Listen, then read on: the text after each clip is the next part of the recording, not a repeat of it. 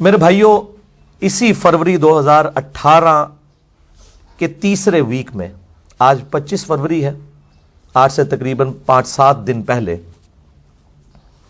इसी फरवरी 2018 में बरेलवी मकतबा फ़िक्र की जो एक आलमगीर तहरीक है तबलीग की, दावत इस्लामी, जो ग्रीन पगड़ी बांधते हैं, सब्ज कलर का इमामा, उनके जो अमीर हैं मौलाना इलियास कादरी साहब, उन्होंने एक हिस्टोरिकल डिसीजन किया है कि पिछले 30 साल से जो आइडेंटिटी और निशानी उनकी जमात की बनी हुई थी, 1988 से लेकर जनवरी 1988 में उन्होंने अपनी पगड़ी का कलर ग्रीन किया था। उससे पहले जो 5-7 साल थे उसमें वो कथई कलर की पगड़ी बांधते थे, डार्क ब्राउन कलर की। जनवरी 1988 में उन्होंने इस पगड़ी का कलर ग्रीन कर दिया और फिर फरवरी 2018 में, यानी आज से तकरीबन हफ्ता पहले, एग्जैक्ट 30 साल के बाद, उन्होंने ये डिसीजन किया कि अब जो इमामों के कलर्स हैं इसमें हम ओपन इजाज़त देते हैं। और उन्होंने वो 7 कलर्स बताए, उनमें से सिर्फ 2 ही सुन्नत से साबित हैं, बाकी भी जायज़ है, अगर कोई बांध सकता है। उन 7 के अलावा भी जितने कलर्स हैं इस्लाम में कोई ममानियत नहीं है इस हवाले से। तो उन्होंने एक ओपन इजाज़त दे दी है ताकि एक वो जो एक निशानी बना हुआ था ग्रीन पगड़ी, उस हवाले से उन्होंने रिलैक्स कर दिया है। और मैं यानी दिली तौर पर इलियास कादरी साहब को, जो मेरे उस्ताद भी रहे हैं और एक रूहानी मुर्शिद के तौर पर भी काफ़ी अरसा तक, मैं उनको इस पे दिली मुबारकबाद पेश करता हूँ। यानी इसको मैं कहता हूँ ना कि वो जो मेरे दिल की एक ख्वाहिश थी वो उन्होंने अल्हम्दुलिल्लाह पूरी कर दी है। तो मैं उनको वेल डन इलियास कादरी साहब, मुबारक है और ये बहुत अच्छा आपने काम किया है। इस हवाले से मैं जो दावत इस्लामी है या तबलीगी जमात जो देवबंद मकतबा फ़िक्र की है, दावत इस्लामी बरेलवी मकतबा फ़िक्र की, इनके सामने चंद गुजारिशात रखूंगा मजीद, चूंकि अब वो कहते हैं जी बोतल का मुंह खुल जाए ना तो एक आध चुस्की लगा लेनी चाहिए। तो वो आप समझ लें कि 2 घूंट हम भी भरने लगे हैं 2 इल्मी पॉइंट्स की शक्ल में अपनी गुजारिशात इलियास कादरी साहब के सामने। और तबलीगी जमात के जो बुजुर्ग हैं उनमें डोमिनेंट पर्सनैलिटी तो हाजी अब्दुल वहाब साहब हैं बुजुर्गों में से, और तारक जमील साहब तो आपके सामने एक मशहूर पर्सनैलिटी हैं, उनके सामने ये मैं 2 इल्मी पॉइंट्स की शक्ल में गुजारिशात रखूंगा। इल्मी पॉइंट नंबर 1, मेरे भाइयों, आप में से अक्सर लोग मेरे माजी से वाकिफ हैं। मैं खुद भी तकरीबन 10 साल तक 1991 से लेकर 2001 तक ग्रीन पगड़ी यानी सब्ज इमामा बांधता रहा हूं। दावत इस्लामी का मैं यानी बाकायदा मेंबर रहा हूं। और 1999 में जब मैं इंजीनियरिंग यूनिवर्सिटी में, मैकेनिकल इंजीनियरिंग में 3rd ईयर के अंदर था, तो अक्टूबर की जब छुट्टियां हुई तो हमारी क्लास के लोग रिक्रिएशनल ट्रिप के लिए कागान, नारान, सवात चले गए। और मैं अपने एक भाई को लेके उन 10-12 दिनों को रिक्रिएशन बनाने के लिए इलियास कादरी साहब के पास कराची चला गया मुलाकात के लिए। 1999 अक्टूबर की बात है। और उनके घर भी गया, उनके साथ खाना भी बैठ के खाया। इंतहाई शरीफुन नफ्स आदमी है इलियास कादरी साहब। हमें जो उनसे अकायद के अंदर इख्तलाफ है वो एक अलग चीज़, लेकिन as far as personality is concern, इंतहाई शरीफुन नफ्स आदमी है और बाअमल इंसान है इलियास कादरी साहब। और हमने अपने बचपन में, यानी अभी दाढ़ी भी नहीं निकली थी, मैट्रिक के स्टूडेंट थे, 92 में मैट्रिक किया मैंने, तो 91 के अंदर ही हम अटैच हो गए। तो बचपन ही से जो अखलाकियात का और तज़किया नफ्स का और परहेजगारी का जो बुनियादी सबक और नमाजों में इस्तिकामत, ये सारी चीज़ें इलियास कादरी साहब से सीखी हैं। और मैं बबांगे दोल ये बात करता हूँ और मुझे इस बात को मारने में कोई यानी आर नहीं है, अल्हम्दुलिल्लाह। फिर 2007 के अंदर मेरी ज़िंदगी में एक टर्निंग पॉइंट आया जब मैंने कुरान हकीम का तर्जुमा प्री डिटरमिन्ड रिजल्ट्स के बगैर पढ़ना शुरू किया, जिसकी डिटेल में मैं आज नहीं जाऊंगा कि मेरी फिर ज़िंदगी में फेजेस क्या आई। بہرحال اب اینڈ رزلٹ یہ ہے کہ میں الحمدللہ اہل سنت سے تعلق رکھنے والے تمام مکاتب فکر، چاہے وہ بریلوی ہوں، دیوبندی ہوں، اہل حدیث ہوں، یا ان کے بھی آگے آف شوٹس حنفی، شافعی، مالکی، حنبلی ہوں، اسی طریقے سے اہل تشیع اور ان کے آف شوٹس اثنا عشری ہوں، زیدیہ ہوں، اسماعیلیہ ہوں، میں تمام کو اختلاف رائے رکھنے کے باوجود مسلمان سمجھتا ہوں، کسی کی تکفیر نہیں کرتا سوائے دو مکاتب فکر کے، اور ان دو مکاتب فکر کی تکفیر بھی مجھے مجبوراً کرنا پڑتی ہے، اس لیے کہ وہ میری تکفیر کرتے ہیں۔ نمبر ایک، اہل سنت کا آف شوٹ جو سب کانٹیننٹ انڈیا، پاکستان، بنگلہ دیش میں پایا جاتا ہے، قادیانیت، ان کو میں کافر سمجھتا ہوں۔ اور نمبر دو، اہل تشیع کا آف شوٹ جو شام کے اندر پایا جاتا ہے، نصیریہ، جو سیدنا مولا علی رضی اللہ تعالیٰ عنہ علیہ السلام کے لیے الوہیت کا عقیدہ کلیم کرتے ہیں، یعنی ان کو خدا مانتے ہیں، نعوذ باللہ، اور جو ان کو خدا نہ مانے وہ ان کو کافر سمجھتے ہیں۔ چونکہ وہ ہم مسلمانوں کو کافر سمجھتے ہیں، اس لیے ایز اے لاسٹ ریزارٹ ہم ان کی تکفیر کرتے ہیں۔ آج اگر قادیانی یا نصیریہ ہمیں مسلمان سمجھ لیں تو ہم ان کی تکفیر چھوڑ دیں گے، لیکن وہ یہ کبھی کر نہیں سکیں گے، کیونکہ اگر وہ ہمیں مسلمان سمجھتے ہیں تو پھر غلام احمد قادیانی نبی نہیں رہتا، کیونکہ نبی کا انکار کرنے کے باوجود اگر انجینئر محمد علی مرزا مسلمان ہی ہے تو پھر غلام احمد قادیانی نبی نہیں ہے، تو یہ وہ کر نہیں سکتے، تو وہ ہم ان کی تکفیر نہیں کرتے، چونکہ انہوں نے ہماری تکفیر کی، اسی لیے پارلیمنٹ نے پاکستان کی 1973 کے آئین کے اندر ان کو کافر ڈکلیئر کیا، کیونکہ انہوں نے ببانگ دول اس پارلیمنٹ میں کھڑے ہو کر کہا کہ ہم تمام کو کافر سمجھتے ہیں، نعوذ باللہ من ذالک۔ تو قادیانیوں کی تکفیر اس لیے نہیں ہوئی ہے کہ ہمیں ان سے کوئی بغض ہے، اس لیے کہ انہوں نے ہمیں اسلام سے باہر نکالا ہے، تو پھر ہم نے بتایا کہ آپ خود ایک چور نالے چتر، جسے وہ پنجابی میں کہتے ہیں، کہ آپ خود ایک غلط عقیدے کے اوپر ہیں اور دوسروں کو کی تکفیر کر رہے ہیں، تو یہ میں نے کلیریفیکیشن دے دی۔ بہرحال میری جو لائف سٹوری ہے اس حوالے سے یوٹیوب پہ ملینز آف پیپل تک وہ پہنچ چکی ہے، آپ یوٹیوب کے اوپر جا کے لکھیں میں سنی شیعہ سے مسلمان کیوں ہوا، کیسے ہوا، میں سنی شیعہ سے مسلمان کیسے ہوا، انجینئر محمد علی مرزا، آپ یہ رومن کے اندر لکھیں تو انشاءاللہ تعالی آٹومیٹکلی وہ ویڈیو کلپ آپ کے سامنے آ جائے گا، آپ اس کو دیکھیں۔ بھائیو 2 جنوری 2016 کو، یعنی آج سے 2 سال قبل، آج ہے 25 فروری 2018، آلموسٹ 2 سال پہلے میں نے یہیں پر کوسچن آنسر سیشن ایک ریکارڈ کروایا تھا، اور اس کوسچن آنسر سیشن میں میں نے یہ ریکویسٹ کی تھی کہ دعوت اسلامی والے یہ اپنی نشانی چھوڑ دیں، تبلیغی جماعت والے بھی اپنی نشانی چھوڑیں، اہل حدیث نے بھی جو اپنی نشانیاں بنائی ہوئی ہیں ان کو چھوڑیں۔ اور وہ کلپ مسئلہ نمبر 110A کا الگ سے بھی ہم نے کچھ عرصہ پہلے اپلوڈ کیا تھا، اس کا عنوان تھا مجھے دعوت اسلامی سے پیار ہے لیکن، یہ اس کی ہیڈنگ تھی، وہ لیکن کے آگے سائن آف ایکسکلینیشن تھا کہ یہ پیار ہے لیکن وہ اپنی یہ ان معاملات میں جو ہے وہ اصلاح کر لیں۔ اور اس میں نے یہ کہا تھا کہ اپنی نشانیاں خصوصاً گرین پگڑی کے حوالے سے کہا تھا یہ جائز ہے، لیکن آپ اس کو نشانی نہ بنائیں، اوپن اجازت دیں۔ اور اس حوالے سے جو اہل حدیث مکتبہ فکر اور دیوبند کی طرف سے اور بعض اہل تشیع کی طرف سے جو الیاس قادری صاحب کی جماعت کا مذاق اڑایا جاتا ہے اور ان کو کبھی طوطے کہا جاتا ہے، یہ کوئی علمی انداز نہیں ہے۔ ایک تو یہ ہے کہ یہ بات ہی ان کی غلط ہے، گرین پگڑی کے اوپر اعتراض کرنا، گرین پگڑی کے اوپر کوئی اعتراض بنتا ہی نہیں ہے، کیونکہ اسلام میں جن رنگوں کی اجازت ہے لباس کے اندر، ان کلرز کی آپ پگڑی بھی باندھ سکتے ہیں، اور گرین کلر ایسا ہے جو نبی صلی اللہ علیہ وآلہ وسلم نے پورا ایز اے لباس پہنا ہے، گرین کلر کی تہمد اور گرین یعنی سبز کلر کی اوپر چادر، یہ آپ کا عمومی لباس تھا۔ کرتا تو بہت کم استعمال فرماتے تھے، یعنی جو احرام ہے یہ آپ صلی اللہ علیہ وسلم کا عمومی لباس ہوتا تھا۔ اور اس کے ثبوت میں خصوصاً اہل حدیث علماء کے لیے جنہوں نے ایک بڑے غلوب کے درجے تک معاملہ کیا اور پھر الیاس قادری صاحب کے اوپر فتوے لگائے کہ جی وہ 70,000 یہودی جو ہیں وہ سبز چادریں اوڑے ہوئے دجال کا ساتھ دیں گے، لو ہاں فیل ہو گئے ہونا، تسی انہوں نے اپنی پگڑی چینج کر دیتی ہے، تو وہ جڑا جھوٹ ہے وہ پکڑا گیا نا، ہوں تو پگڑی چینج کر دی ہے تو جھوٹ تو پکڑا گیا۔ تو میں نے اس کو بھی بتایا تھا کہ یہ مسلم شریف کے الفاظ ہیں یہودی، اور جو آپ روایت پیش کرتے ہیں وہ تو جھوٹی گھڑی ہوئی روایت ہے، شیخ البانی کے نزدیک بھی، شیخ زبیر زئی صاحب کے نزدیک بھی، جس کی بنیاد پہ آپ الیاس قادری صاحب کے فالوورز کے اوپر وہ فتویٰ لگا رہے تھے، اور مجھے ان سے بہت علمی اختلاف ہے، عقائد بنیادی عقائد کے اندر اختلاف ہے، لیکن میں علمی خیانت کسی کو نہیں کرنے دوں گا کہ وہ ناجائز کسی کے اوپر الزام لگائے۔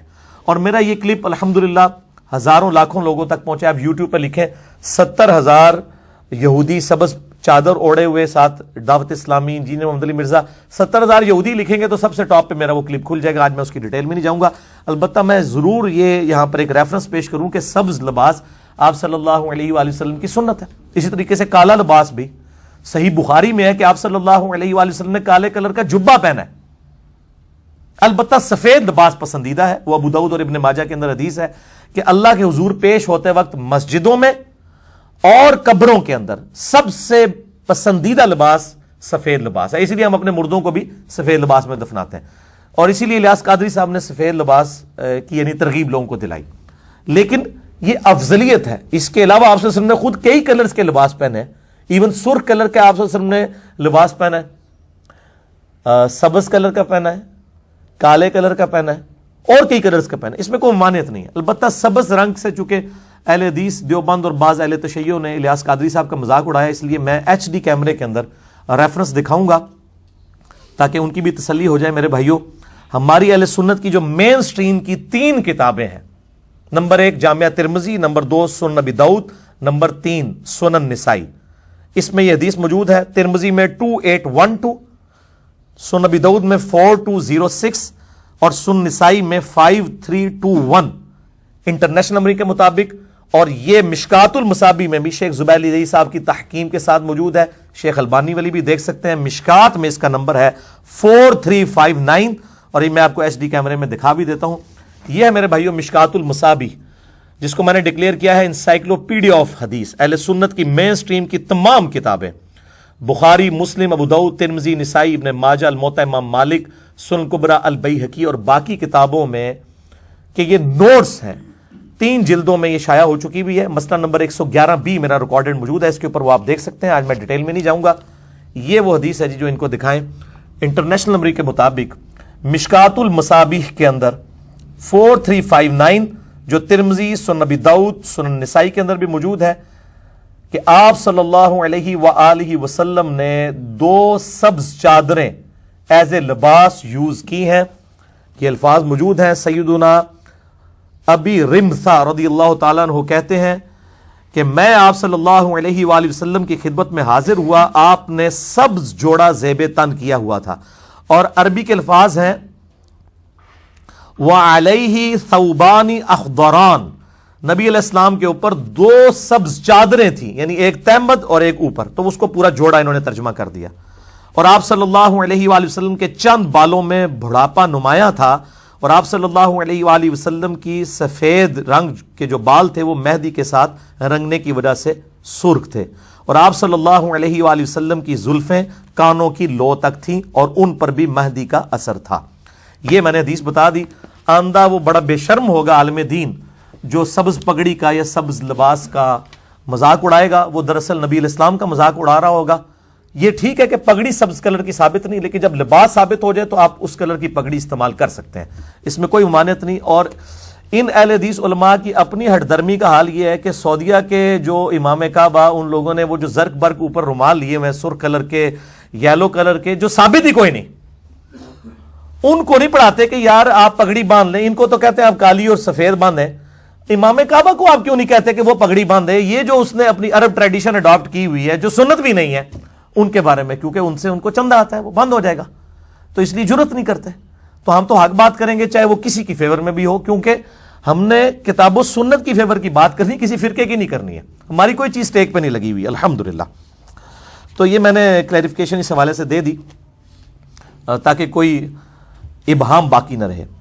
تو اس حدیث کی روشنی میں سبز کلر کی پگڑی بھی جائز ہے، لیکن اگر زیادہ ثواب لینا ہے تو پھر آپ پگڑی کا کلر بھی وہی استعمال کریں جو نبی صلی اللہ علیہ وآلہ وسلم کی مبارک پگڑی کا کلر تھا. اور وہ 2 کلر ہیں جو صحیح سند سے ثابت ہیں. باقی علماء نے تو بے شمار کلر لکھے ہوئے ہیں. وہ الیاس قادری صاحب نے بھی 7 کلر جو ہے گنوائے ہیں، لیکن وہ اس کی دلیل ان کا جی شاہ عبداللہ محدث دہلوی نے لکھا ہے. عبداللہ محدث دہلوی 1052 ہجری میں فوت ہوئے ہیں. نبی علیہ السلام کی وفات کے تقریباً وہ 1000 سال کے بعد آئے ہیں. انہوں نے کوئی سند بیان نہیں کی، ان کی ذاتی رائے ہے. احادیث کی کتابیں جب موجود ہیں تو آپ اس سے ریفرنس دے سکتے ہیں. وہ 2 ہی کلر ہیں جو صحیح سند سے ثابت ہیں، بلیک اور سفید، یعنی کالا اور سفید. تو یہ میں نے اس حوالے سے کلیئر کر دیا تاکہ کوئی ابہام باقی نہ رہے. اور اس کا ثبوت بھی میں دے دیتا ہوں. صحیح مسلم میں حدیث ہے انٹرنیشنل نمبر کے مطابق 3312, اور یہ حدیث مشکات المصابیح میں بھی موجود ہے انٹرنیشنل نمبر کے مطابق 1410. میں صحیح مسلم کی حدیث انٹرنیشنل نمبر کے مطابق 3312, اور یہ کانٹینیوس 4-5 حدیثیں ہیں 3309 سے لے کر 3312 تک. میں ایچ ڈی کیمرے میں آپ کو صحیح مسلم دکھا دیتا ہوں تاکہ آپ کو تسلی ہو جائے.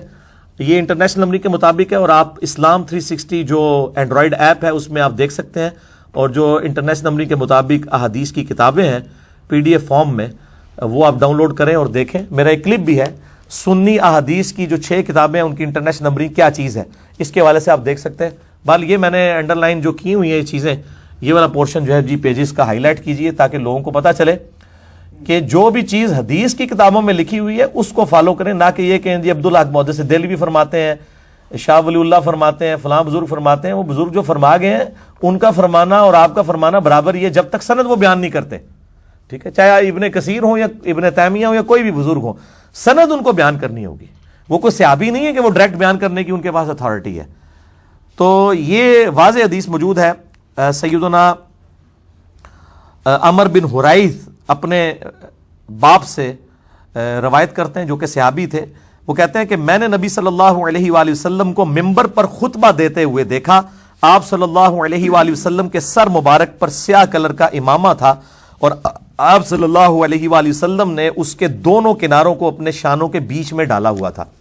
شملے جو ہیں یہ 2 کنارے, یہ شملے ہیں, یہ جیسے شملہ چھوڑا, میں نے 2 چھوڑے میں, ایک یہ ہے ایک یہ ہے. اس کا بھی ثبوت ہے کہ آپ چھوٹا شملہ بھی چھوڑ سکتے ہیں. بہرحال یہ بھی طریقہ درست ہے. اس کو اگر میں لیفٹ سائڈ پہ لے ہوں تب بھی درست ہے, اس کو میں بیک سائڈ پہ لے جاؤں تب بھی. اصل چیز ہے شملہ چھوڑنا, جس کی اسلام کے اندر ایک کفار سے ممتاز کرنے کے لیے ایک تو ٹوپی ہونی چاہیے پگڑی کے نیچے. سخت ٹوپی ہوگی تو بڑا فائدہ ہوگا, ایک بار باندھ کے رکھ لیں اور وہ بار بار آپ یوز کر سکتے ہیں. اور دوسرا شملہ جو ہے یہ مسلمانوں کو چھوڑنا چاہیے. تو اس کے ثبوت میں بھی المستدرک للحاکم میں صحیح سند کے ساتھ حدیث موجود ہے. اور الحمدللہ بریلوی مکتبہ فکر کے علماء نے المستدرک کا بھی ترجمہ جو ہے وہ اردو شائع کر دیا ہے 6 جلدوں کے اندر. المستدرک للحاکم علی صحیحین, امام حاکم نیشا پوری کی یہ کتاب ہے, المتوفا 405 ہجری, اور اس میں تقریباً 9000 کے قریب احادیث ہیں. اسی میں سے ایک حدیث ہے انٹرنیشنل نمبر کے مطابق 8623, اور مجھے بڑی خوشی ہے کہ بریلوی مکتبہ فکر والوں نے یہ انٹرنیشنل نمبرنگ کے اوپر چھاپی ہے, اور امام حاکم اور امام ذہبی کی تحکیم بھی لگائی ہے. دونوں کے نزدیک یہ حدیث صحیح ہے. یہ حدیث شیخ زبیر علی زئی صاحب کے نزدیک بھی صحیح ہے اور شیخ البانی کے نزدیک بھی صحیح ہے.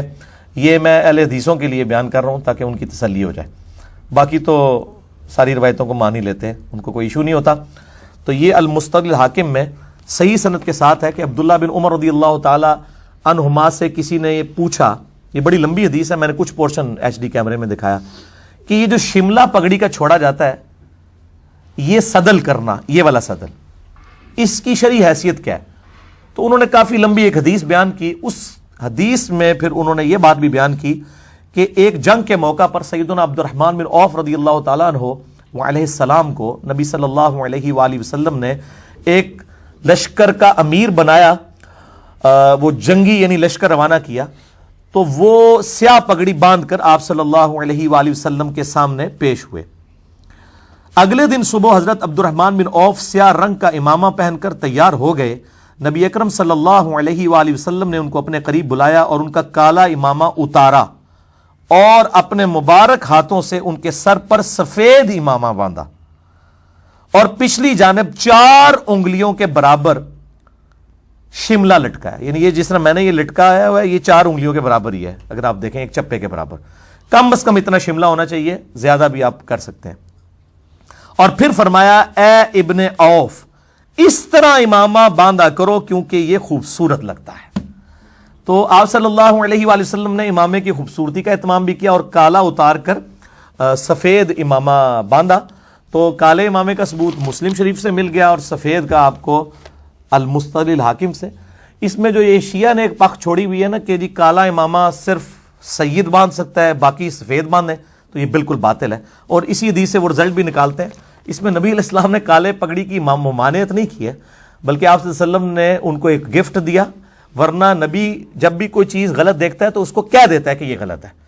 تو سفید کلر کو آپ صلی اللہ علیہ وسلم نے ایک یعنی امن کے نشان کے طور پر، یعنی پہلا ایفیکٹ لوگوں کے اوپر یہ پڑے کہ ہم امن کے لیے آئے ہیں، پھر جو امن کے لیے تیار نہیں پھر اس کے لیے تلوار ہے، تو اس لیے آپ صلی اللہ علیہ وآلہ وسلم نے سفید امامہ ان کو مبارک ہاتھوں سے باندھا۔ تو اس لیے آپ دیکھیں گے میرے الحمدللہ پچھلے تقریباً 10 سالوں کے اندر، اس میں سے بھی جو 8 سال ہیں، کنٹینیوسلی ہزاروں کی تعداد میں ویڈیوز ریکارڈڈ ہیں، اور سوائے چند ایک کے، وہ بھی شاید 10 سے کم ہی ہوں گی جو شروع کی ویڈیوز ہیں، وہ ٹوپی میں، باقی سب میں پگڑی میں، کیونکہ نبی علیہ السلام کی سنت بھی تھی کہ آپ صلی اللہ علیہ وآلہ وسلم جب ممبر پہ آتے تھے تو آپ صلی اللہ علیہ وآلہ وسلم پگڑی کا خصوصاً اہتمام کیا کرتے تھے۔ عام حالت میں بھی یہ سنت متواتر ہے، حتیٰ کہ بخاری اور مسلم میں ہے کہ آپ صلی اللہ علیہ وآلہ وسلم وضو کرتے ہوئے بھی پگڑی نہیں اتارتے تھے اور اوپر سے ہی مسح کر لیتے تھے، جس طرح جرابوں اور موزوں پہ آپ ایک دفعہ وضو کر کے پہن لینا تو باقی پھر مسح کر لیں۔ اسی کے تحت میں نے یہ رزلٹ اخذ کیا تھا کہ جو عورت ایک دفعہ وضو کر کے حجاب پہن لے گھر کے اندر تو اس کو باقی وضو کے لیے حجاب اتار کے مسح کرنے کی ضرورت نہیں، اسی طریقے سے کر لے، کیونکہ پگڑی کے اوپر جب نبی علیہ السلام نے کیا ہے تو 5 نمازوں تک مقیم کر سکتا ہے اور 15 نمازوں تک مسافر کر سکتا ہے۔ تو میں نے یہ ضمناً اس چیز کو عرض کر دیا۔ تو یہ الحمدللہ کلر جو ہیں وہ 2 ثابت ہوئے۔ تو یہ الیاس قادری صاحب سے میں ریکویسٹ کروں گا، انہوں نے ماشاءاللہ کالی پگڑی باندھی ہوئی تھی، مجھے بڑی خوشی ہوئی، ویل ڈن۔ اور وائٹ پگڑی بھی ساتھیوں نے باندھی ہوئی تھی، تو اسی کو ترویج دے، باقی بھی جواز ہے، ٹھیک ہے، باندھیں، گرین بھی باندھیں۔ جب سب لوگ آپ کی مخالفت کر رہے تھے میں نے اس وقت بھی کہا تھا گرین پگڑی بھی جائز ہے، لیکن یہ کہا تھا اس کو فکس نہ کریں، آپ اس کو عام رکھیں، کیونکہ دعوت اسلامی میں پھر تھوڑا غلو یہ آ گیا کہ جن لوگوں پہ جماعت کی طرف سے پابندی لگتی تھی نا، وہ پھر سفید اور کالی پگڑی باندھتے تھے 1 مہینے کے لیے سزا کے طور پہ، کہ بھئی اب پگڑی آپ گرین نہیں باندھ سکتے۔ تو میں نے کہا تھا جو چیزیں سنت ہیں اس کو تو سزا نہ رکھیں آپ، وہ تو سنت ہے۔ تو چلے اب انہوں نے الحمدللہ اس بات کو ایکسیپٹ کر لیا۔ تو یہ بریلوی مکتب فکر کی جماعت تبلیغی ایک جماعت ہے دعوت اسلامی، اور پیرلل میں دیوبند مکتب فکر کی، یہ تو جماعت بنی دعوت اسلامی 1981 میں، ایک 1926 میں جماعت بنی ہوئی ہے، یعنی آج سے تقریباً 100 سال پہلے، وہ ہے دیوبند مکتب فکر کی تبلیغی جماعت۔ اس کے بانی بھی ہیں الیاس کاندلوی صاحب، دعوت اسلامی کے بانی ہیں الیاس قادری صاحب۔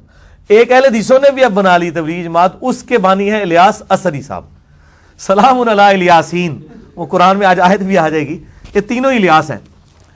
تو اہل تشیع نے ابھی تک کوئی جماعت نہیں بنائی، ہو سکتا ہے کوئی الیاس نام کا بندہ ڈھونڈ رہے ہوں وہ، تو یہ ایک بائی چانس ہے کہ تینوں کے نام ہی الیاس ہیں، بریلوی، دیوبندی، اہل حدیث، تینوں کی جماعتوں کے جو بانی اور امیر ہیں ان کے نام جو ہیں وہ الیاس ہیں۔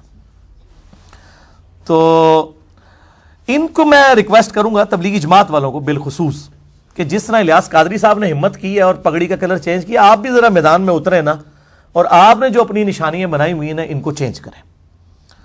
اب میں نے دیکھا جو لوگ بھی تبلیغی جماعت میں جاتے ہیں وہ فوراً سے پہلے اپنی مونچھیں صاف کر دیتے ہیں، اور وہ سمجھتے ہیں شاید یہ کوئی سنت ہے۔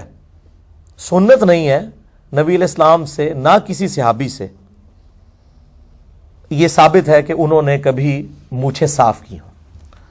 تو مونچھیں پست کر کے رکھیں، یہی سنت ہے، یہی بخاری اور مسلم میں ہے کہ فطرت میں جو چیزیں ہیں ان میں مونچھیں پست کرنا ہے، داڑیاں بڑھانا ہے، مسواک کرنا ہے، ختنے کروانا ہے، یہ ساری چیزیں آئی ہیں۔ اس حوالے سے میں ریکویسٹ کروں گا ان کو کہ صحیح بخاری میں حدیث موجود ہے انٹرنیشنل نمبر کے مطابق 5888 کہ نبی صلی اللہ علیہ وآلہ وسلم نے فرمایا مونچھوں کو پست کرو۔ یہ صحیح بخاری ان کو ذرا دکھا دیجئے، 5888 صحیح بخاری کے اندر انٹرنیشنل نمبر کے مطابق یہ حدیث موجود ہے۔ فرمایا مونچھوں کو پست کرنا فطرت میں ہے، یعنی نیچر میں ہے، اور سورۃ النساء کی آیت نمبر 119 میں آیا ہے کہ یہ شیطان کا کام ہے کہ وہ حکم دے گا وَلَآمُرَنَّهُمْ فَلْيُغَيِّرُنَّ خَلْقَ اللَّهِ، میں ان کو ضرور ابھاروں گا کہ تیری تخلیق کو بدلیں۔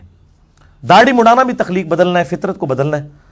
البتہ ختنے جو ہیں وہ ان کو کروانا فطرت ہے، وہ اللہ تعالیٰ نے خود حکم رکھ دیا۔ تو یہ ان کو دکھا دیجیے یہ والا پیج، اور اس میں خصوصاً جو یہ حدیث ہے 5888 اس کی جو ہیڈنگ ہے اس کے اندر امام بخاری رحمہ اللہ تعالیٰ نے تعلیقاً لکھ دیا، اور ان کی صحیح اسناد بھی باقی کتابوں کے اندر موجود ہے کہ عبداللہ بن عمر رضی اللہ تعالیٰ عنہ اپنی مونچھیں اتنی پست کرتے تھے کہ یہ کھال کی سفیدی پیچھے سے نظر آتی تھی. اب یہ ذرا کیمرے میں یہ میری مونچھیں بھی ان کو دکھا دیں کہ اتنی مونچھیں پست کرنا کہ یہ پیچھے جو کھال کی سفیدی ہے نظر آئے. یہ ہے عبداللہ بن عمر کی سنت.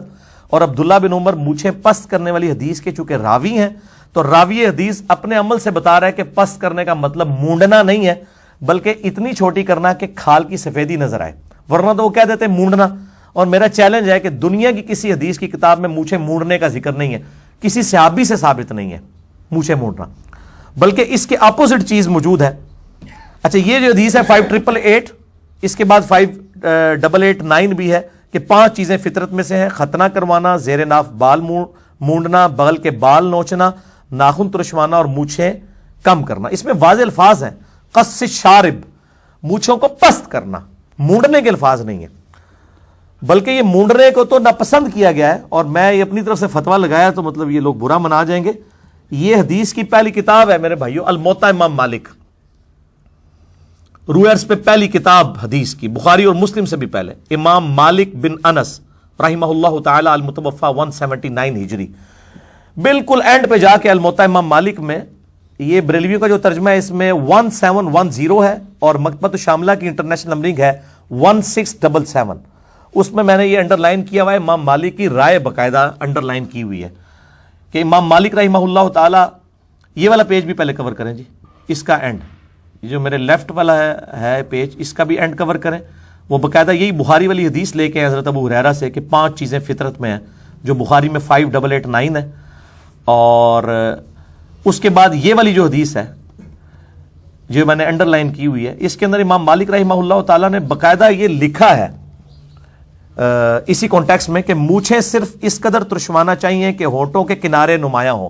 یعنی یہ جو مونچھوں کے بال جو ہے نا یہ کھانے پینے کی چیزوں میں نہیں آنے چاہیے, یہ کنارہ نمایاں ہو جائے. بالکل مونڈنی نہیں چاہیے, پس ایسا کرنا مسلح ہے. اب یہ جن عالم صاحب نے ترجمہ کیے نا, انہوں نے یہ الفاظ یہ آخری عربی میں تو لکھے ہیں, اردو میں سے کاٹ دیے ہیں. ہو سکتا ہے ان کے پیر صاحب کرتے ہوں, بریلویوں میں بھی مونچھیں مونڈتے ہیں, شاہ احمد نورانی صاحب مونڈتے تھے, یہ سیفی جماعت والے بھی مونڈتے ہیں. انہوں نے ترجمہ ہی اس کا کہا دیا, پھر میں نے اردو میں خود لکھا ہے ساتھ ترجمہ, عربی میں نے دکھا دی ہے. اس میں الفاظ ہیں ولا یجزہ فیمثل بنفسہ, یعنی جو مونڈتا ہے وہ مسلح کر رہا ہے. مسلح کہتے ہیں عربی میں فطرت کو بگاڑنا, جیسے جانوروں کے کان چیر دینا, ان کے سینگ توڑ دینا, یہ مسلح ہے, بگاڑنا. اس کو قرآن پاک کی سورہ نساء کی آیت نمبر 119 میں حرام قرار دیا گیا اور شیطانی فعل. اور یہ داڑھی کرنا بھی مسلح ہے مرد کے لیے کہ وہ اپنا چہرہ بگاڑ دے. اور اسی کے تحت میں نے داڑھی کے اوپر اور مونچھوں کے اوپر اور زیر ناف بال, یہ تمام چیزیں مسئلہ نمبر 32 اور 33 میرا ریکارڈڈ ہے.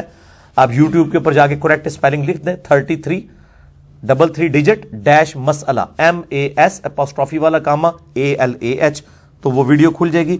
مسئلہ کہتے ہیں سوال کو عربی میں. البتہ تبع تابعین میں سے ایک بہت بڑی پرسنالٹی ہیں سیدنا سفیان بن عیینہ رحمہ اللہ تعالی. ان سے ثابت ہے کہ وہ مونچھیں مونڈتے تھے. کسی یعنی تابعی سے ثابت نہیں, کسی صحابی سے ثابت نہیں, نبی علیہ السلام سے نہیں, ایک تبع تابعی سے. اور تابعین میں سے آپ دیکھیں, تبع تابعین میں سے انہی کے پیرلل میں امام مالک اسے مسلح کہہ رہے ہیں. یعنی اگر ایک کرنے والا موجود ہے تو دوسرا اس کو حرمت کا فتویٰ بھی دے رہا ہے. اس لیے اس میں بچنے میں یہ عافیت ہے, آپ مونچھیں پست کریں, مونڈے نہ, یعنی یہ مسلح نہ کریں. تو یہ نشانی اپنی چھوڑ دیں.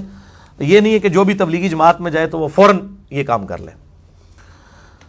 اچھا, اور تو اڑی باری بھی آنے لگی ہے, کیونکہ ادھر اکثر تو اہل حدیث بھی بیٹھے ہوئے ہیں کہ اہل حدیث کے اندر بھی یہ ایک بیماری ہے کہ جیسے ہی کوئی بندہ یعنی اہل حدیث کی طرف آتا ہے نا, سب سے پہلے اس کی ٹوپی اتر جاتی ہے. اور اگر وہ پہنتا بھی ہے تو وہ پیچھے بالکل رکھی ہوتی ہے, آگے بھی پف نکالی ہوتی ہے, جس کو کہتے ہیں نا وزارگی سے پہنی ہوئی ہوتی ہے. کئی تو امام مسجد بھی اس طریقے سے, اور کہہ رہے ہیں نماز کا حصہ نہیں ہے. بھئی ہم کب کہہ رہے ہیں نماز کا حصہ ہے؟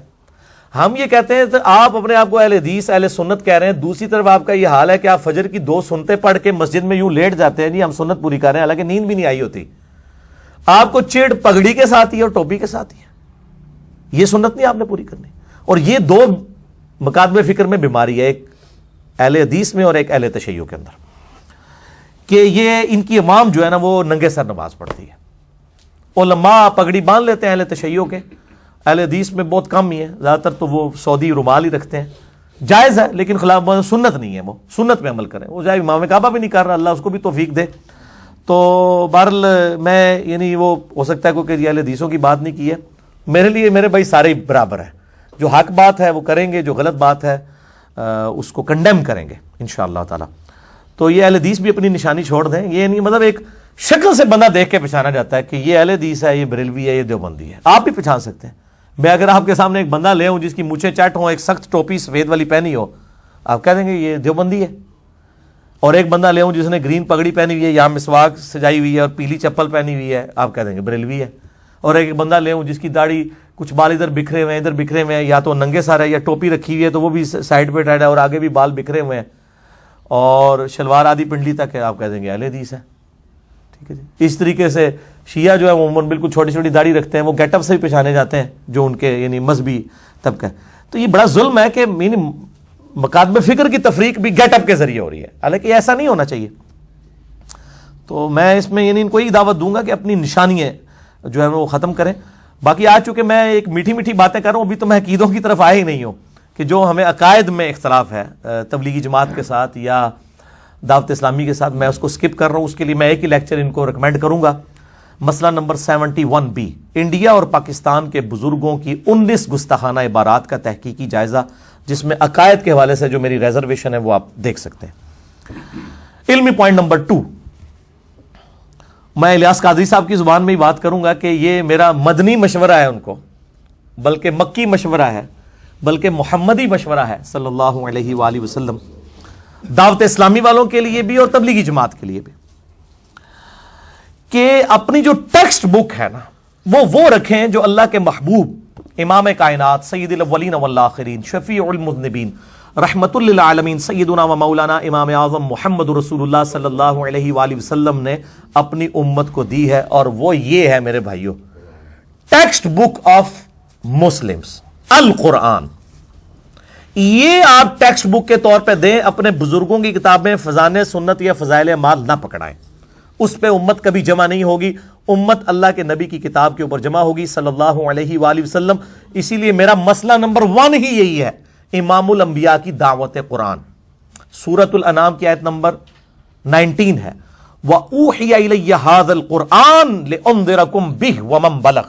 اے محبوب صلی اللہ علیہ وآلہ وسلم فرما دیجئے، یہ قرآن اللہ نے مجھے اس لیے وحی کیا ہے کہ اس قرآن کے ذریعے میں تمہیں بھی تبلیغ کروں، اور جس تک یہ کتاب پہنچے وہ بھی اسی کتاب کے ذریعے تبلیغ کرے، فضائل سنت کے ذریعے یا فضائل اعمال کے ذریعے یا الرحیق المختوم کے ذریعے یا 14 ستاروں کے ذریعے۔ میں سارے فرقے کی کتابیں نہ لیتے ہیں، ناراض کوئی نہ ہوئے، اس کے ذریعے نہ کرے، اس قرآن کے ذریعے کرے۔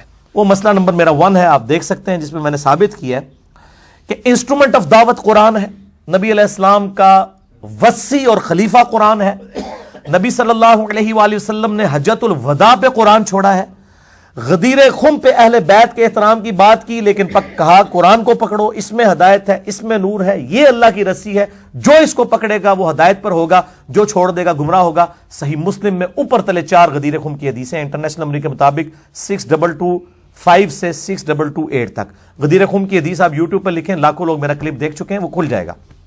تو قرآن ہی ہے، اور پھر قرآن حکیم نے واضح طور پر سورۃ القمر میں 4 دفعہ کہا ہے، پھر بھی علماء کو یقین نہیں آتا، وَلَقَدْ يَسَّرْنَا الْقُرْآنَ لِلذِّكْرِ فَهَلْ مِن مُدَّكِرٍ۔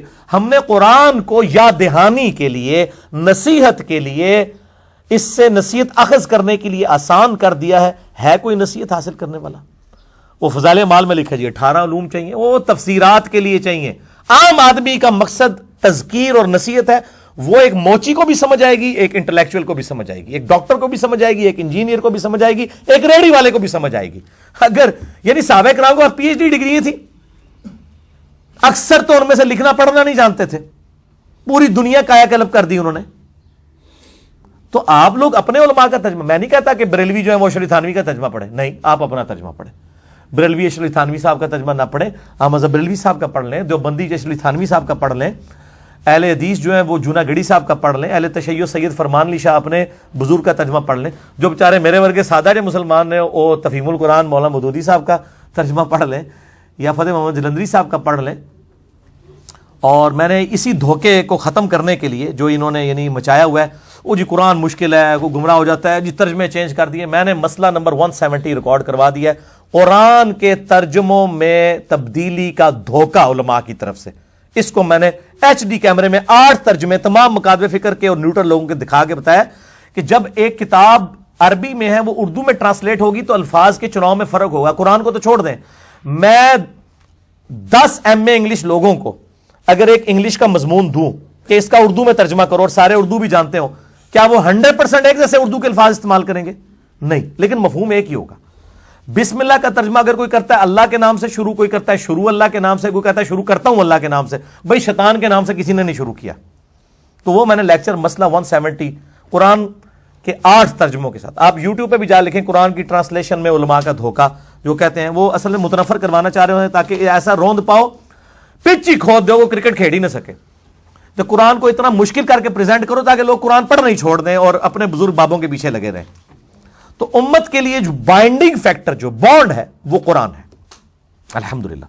तो मैं रिक्वेस्ट करूंगा कि दावत इस्लामी वाले फैजान सुन्नत से दस्तबरदार हों, फ़ज़ाइल अमाल वाले, तबलीग जमात वाले अपनी फ़ज़ाइल अमाल से। इसमें किस्सा कहानियाँ, झूठे वाक़यात और पता नहीं मतलब क्या कुछ मौजूद है, मतलब शर्म आती है। और मैं मतलब अक्सर कहता हूँ, वो कहते हैं जी हदीस तो हदीस होती है चाहे जाली हो या असली, वो डिग्री तो डिग्री होती है चाहे असली हो या जाली। ये मतलब दीन का मामला है, इस तरीके से नहीं होता मेरे भाइयों। और मैं अगर खुद से कोई फतवा लगाऊंगा तो फिर इनको यानी बुरा लगता है। तो मैं उन बुजुर्गों का हवाला देता हूं जो इनके भी बुजुर्ग हैं और मेरे भी बुजुर्ग हैं, जिन्होंने मैं भी बुजुर्ग मानना। उन्होंने कहते नहीं तो किसी ने बुजुर्ग नहीं मानना, मैं भी मानना भाई कई लोगों ने बुजुर्ग।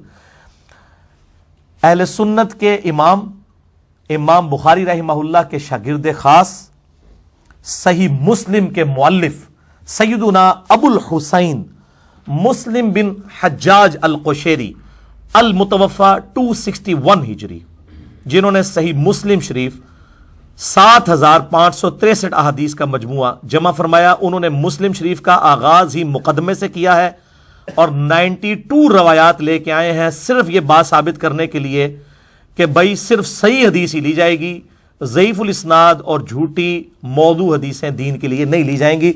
ये मैं बरेलवियों का तर्जुमा ही पढ़ के सुनाने लगूंगी। मैंने किताब शबीब ब्रदर्स बरेलवियों का सबसे बड़ा पाकिस्तान में इदारा है, ये HD कैमरे में जरा इनको दिखाएं जी, ये ना हो ये कहीं खुद से पढ़ रहा है।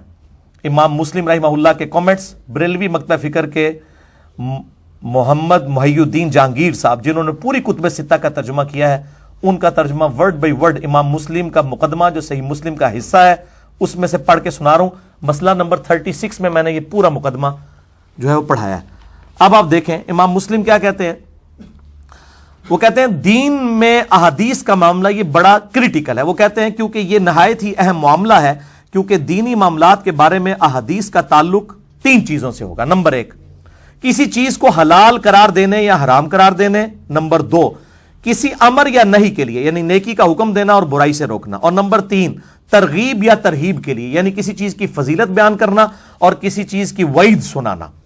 इन 3 कैटेगरीज में अहादीस ली जाती हैं और इसके साथ यानी ताल्लुक होता है अगर रावी सच्चा और अमानत का मादन ना हुआ और फिर जो शख्स उसकी खामियों से वाकिफ होने के बावजूद उसे उन लोगों के सामने बयान ना करे जो इससे नावाकिफ है, तो ऐसा शख्स आम मुसलमानों को धोखा देने की वजह से अपने इस अमल के बायस गुनहगार होगा जो ज़ईफ रवायतें बयान कर रहा है। जब तक यह ना बता दे कि रवायत पाई जा लीजिए, इस पर अमल नहीं करना, क्योंकि जो शख्स ऐसी रवायात को सुनेगा वो इस पर अमल करना शुरू कर देगा या उसके बाज हिस्से पर अमल करेगा। तो ऐसा हो सकता है कि ऐसी कोई रवायत या उसका अक्सर हिस्सा झूठ पर मुश्तमिल हो और उसकी कोई हकीकत ही ना हो, बावजूद ये कि मुस्तनद रावियों के हवाले से मनकूल सही अहादीस मौजूद हैं और वो इतनी तादाद में मौजूद हैं कि किसी गैर मुस्तनद रावी की रवायत की जरूरत ही बाकी नहीं। वो कहते हैं कि भाई सही हदीसें इतनी है कि आपको ज़ईफ हदीसों की जरूरत ही नहीं है। ये सही हदीसों की जरूरत इसलिए पड़ती है कि लोगों को इस तरह की जब जाली बातें सुनाई जाती हैं तो लोग एप्रिशिएट करते हैं, किस्से कहानियों में लोग खुश रहते हैं। कुरान तो बड़ी ढाड़ी किताब है ना भाई, ये सुन के तो लोग खुश नहीं होंगे, इनके मजमे छट जाएंगे अगर ये लोग ये झूठी कहानियां बयान करना छोड़ दें तो। फिर इमाम मुस्लिम लिखते हैं हमने ज़ईफ रवायात और मजहूल असानीद के बारे में जो कुछ बयान कर दिया, हमारा नहीं ख्याल कि अब इसकी मार्फत के बाद कोई शख्स इन्हें रवायत करने की कोशिश भी करेगा, जबकि उसे पता चल जाए कि इसमें इतनी कमजोरी और ज़ौक़ पाया जाता है। सिर्फ वही शख्स ऐसा करेगा जो अवाम के सामने बकसरत रवायात पेश करना चाहता हो ताकि यह कहा जाए कि फलां शख्स ने कितनी रवायात इकट्ठी की हैं, उसने कितनी तादाद में अहादीस जमा कर ली हैं। और जो शख्स ऐसा करेगा और उस रास्ते पर चलेगा उसे इल्म के बारे में कुछ भी नसीब नहीं होगा। ایسے شخص کو عالم کہنے کی بجائے، علم کی طرف منسوب کرنے کی بجائے جاہل قرار دینا ہی مناسب ہے۔ آج کے اکثر واعظین جو بڑے بڑے علماء ہیں امام مسلم کے نزدیک جاہل ہیں، اور ان کے زمانے کے بھی ایسے علماء جن لوگوں نے جعلی روایتیں جمع کی اور ان کا حکم نہیں لگایا۔ اب یہ لادہ سے بحث ہے، اس زمانے میں اصل میں لوگ یہ سمجھتے تھے ہم سند لکھ کے بے فکر ہیں، اب وہ راویوں کی کتابوں میں چیک کر لیا جائے، جس طرح وہ لاگ کی بک لادہ سے ملتی ہے تو لاگریتھم آپ چیک کر لیتے ہیں، لیکن امام مسلم کو پتہ چل گیا کہ بعد میں مصیبت کھڑی ہو جائے گی، اس لیے انہوں نے اس کو کنڈیم بھی کیا، انہوں نے کہا بھائی روایت لینی ہی نہیں، لکھنی ہی نہیں ہے۔ تو اس میں آخر میں ایک نمونے کے طور پہ آپ کو ایک روایت بتا دیتا ہوں کہ حدیث تو حدیث ہوتی ہے، چاہے اصلی ہو یا جعلی یا ضعیف ہو، یہ کہتے ہیں جی خیر حدیث تو ہے، حدیث کی کتابوں میں ہے۔ آپ مجھے بتائیں، یہ مین سٹریم کے اہل سنت کی کتاب ہے جی، مسند امام احمد، 14 جلدوں میں آلموسٹ تقریباً 30,000 کے قریب احادیث ہیں، 27,000 سے 30,000 تک، وہ نمبرنگ کا اختلاف آ جاتا ہے۔ اردو میں مکتبہ رحمانیہ نے یہ مسند امام احمد جو ہے شائع کر دی ہے۔ اس کے اندر ایک اتنی خطرناک ایمان سوز روایت موجود ہے، اور یہ روایت مشکات المصابی میں بھی موجود ہے، مفاخرت اور عصبیت کے بیان کے اندر۔ مشکات کے اندر اس کا نمبر ہے 4902، اور مسند امام احمد میں جو اس کا نمبر ہے، یہ جو پرنٹنگ ہے اردو والی، اس میں ہے 21553، جو پی ڈی ایف عموماً اویلیبل ہے، اور جو مکتبۃ الشاملہ کا انٹرنیشنل نمبر ہے وہ جلد 5 پیج نمبر 136 اور حدیث نمبر ہے 21,271۔ یہ دونوں نمبر میں نے لکھے ہوئے ہیں اور میں نے یہ حدیث دکھا دی۔ آپ ذرا ان کو ایچ ڈی کیمرے میں تسلی سے دکھائیں، ورنہ یہ لوگ کہیں گے یہ پتہ نہیں اپنی طرف سے روایتیں بیان کرتا ہے۔ یہ مشکات میں بھی موجود ہے 4902۔ میں اکثر بیان کرتا ہوں کہ یہ ضعیف روایتیں کتنی ایمان سوز ہوتی ہیں کہ ان کی وجہ سے ایمان بھی خطرے میں پڑ جاتا ہے۔ آپ کوئی کہ جی عامر بن حنبل کا ایمان خطرے میں پڑ گیا، نہیں، ان کا موقف یہ، انہوں نے کہیں دعویٰ نہیں کیا۔ امام بخاری امام مسلم کا دعویٰ ہے کہ روایتیں صحیح ہیں، انہوں نے صرف سندیں بیان کی ہیں، ان کو چیک کیا جائے گا، ٹھیک ہے، ایک نالج کے طور کے اوپر۔ جس طرح شیطان کا نام بھی قرآن کے اندر موجود ہے، آپ یہ تو نہ آپ کہیں کہ بھئی اللہ تعالیٰ نے اس کو کوئی عزت دے دی ہے اس کی وجہ سے، وہ تو آپ نے اب سمجھنا ہے کہ وہ شیطان کا نام کیوں آیا ہے۔ تو اس طریقے سے ان روایتوں میں اب آپ دیکھیں یہ روایت کتنی خطرناک ہے۔ اور اگلے دن ایک عالم دین کا کلپ مجھے کسی نے بھیجا کہ جی جو لوگ چودھری اور جٹ اور رائی کے لانے پہ فخر کر رہے ہیں، یہ ہے تو بات غلط ہے، کہتے ہیں ان کو آپ گالی دیں، اور ان کو گالی دینا سنت ہے۔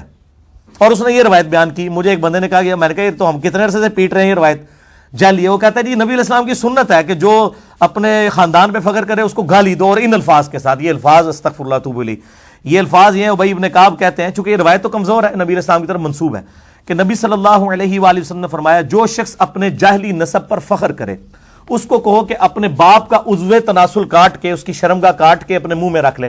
تجھے اپنے باپ کے نسب پہ فخر ہے، اس کی شرمگاہ کاٹ کے اپنے منہ پہ رکھ لے۔ اور اس کے آگے الفاظ ہے یہ بات کنائے سے مت کرو، ڈائریکٹ کہو۔ اور یہ دیکھیں ان کو بھی شرم آئی ترجمہ کرتا ہے، انہوں نے یہ اس کا ترجمہ ہی کھا دیا ہے۔ پھر میں نے اردو میں سال لکھا ہے کہ یہ سال لکھا ہوا ہے، جو الفاظ تھے نا ولا تکنو، اور کنائے سے بات نہ کرو، ڈائریکٹ کہو کہ اپنے باپ کی شرم کا کاٹ کے اپنے منہ میں رکھ لے۔ وَلِعَوْذُ بِاللَّهِ تعالیٰ، یہ بات نبی علیہ السلام کے مزاج میں بیٹھتی ہے۔ قرآن حکیم میں سورۃ القلم میں آیا آیت نمبر 4 میں وَإِنَّكَ لَعَلَىٰ خُلُقٍ عَظِيمٍ، اور بے شک اے محبوب صلی اللہ علیہ وآلہ وسلم آپ اخلاق کے بلند ترین درجے پر فائز ہیں۔ یہ اخلاق کا بلند ترین درجہ ہو سکتا ہے؟ یہ حدیث ہی جعلی ہے۔ حسن بصری مدلس ہیں، اس میں ان سے روایت کر رہے ہیں، سما کی تصریح نہیں ہے، اور صحیح مسلم کے مقدمے میں موجود ہے کہ معن والی جو روایت ہے، ان کی روایت مدلس کی سما کی تصریح کے بغیر قابل قبول نہیں۔ مسئلہ نمبر 36 دیکھ لیں، اس میں نے یہ ساری ٹیکنیکل بحثیں سمجھائی ہیں۔ اور بخاری اور مسلم کی متفق علیہ حدیث ہے، مشکات میں بھی موجود ہے، مشکات میں انٹرنیشنل نمبر ہے 5813، کہ آپ صلی اللہ علیہ وآلہ وسلم کے بارے میں ابو سعید خدری کہتے ہیں کہ آپ صلی اللہ علیہ وآلہ وسلم میں کنواری لڑکیوں سے زیادہ شرم و حیا تھی۔ کنواری لڑکی یہ گفتگو کر سکتی ہے؟ اب دیکھ لیں سائملٹینیس کنٹراسٹ، ایک طرف مسند احمد کی جعلی روایت ہے، دوسری طرف قرآن اور بخاری اور مسلم ہے۔ اس لیے میں کہتا ہوں کہ ٹچ سٹون ہمارے پاس قرآن حکیم، صحیح بخاری اور صحیح مسلم ہے، اس کو آپ فالو کریں اور یہ بزرگ بابوں کی کتابوں سے دستبردار ہوں۔ یہ میں اپنی گزارشات میں نے 2 علمی پوائنٹس کی شکل میں رکھ دی ہیں، دعوت اسلامی کے سامنے بھی، تبلیغی جماعت کے سامنے بھی، پازیٹیولی میں نے کوشش کی ہے۔ باقی میرے دل کا درد تھا، میں نے پہنچا دیا۔ اب اللہ تعالیٰ ہی کسی کو توفیق دے سکتا ہے کہ وہ حق بات کی پیروی کرے۔ اللہ تعالیٰ سے دعا ہے اس حوالے سے جو میں نے حق باتیں کی، اللہ تعالیٰ اس کو قبول فرمائے اور ہمارے دلوں میں راسخ فرمائے۔ اگر جذبات میں کوئی غلط بات نکل گئی تو دلوں سے محو کر دے، دور کر دے اور معاف بھی کر دے۔ کتاب و سنت کی تعلیمات کو اجماع کو حجت مانتے ہوئے اور جہاں پر ضرورت پڑے اجتہاد کو فالو کرتے ہوئے لوگوں تک پہنچانے کی توفیق عطا فرمائے. آمین ثم آمین.